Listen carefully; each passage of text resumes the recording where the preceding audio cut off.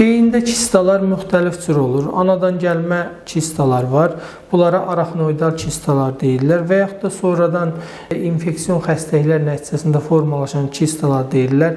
Travmadan sonra yaranan porenkefalik kistalar deyirlər.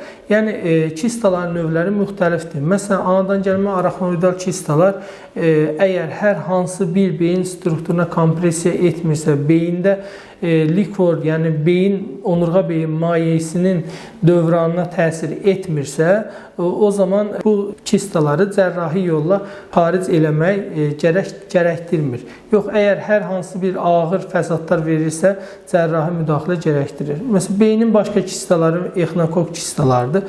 Bu kistalar hər zaman təhlükəlidir. Onun üçün bu kistalara müdaxilə etməyimiz vacibdir. Kistaların növünə görə müdaxilə edib etməməyimiz və beyin toxumasına baskı edib etməməsindən asılı olaraq kistalara belə də yanaşmamız müxtəlifdir.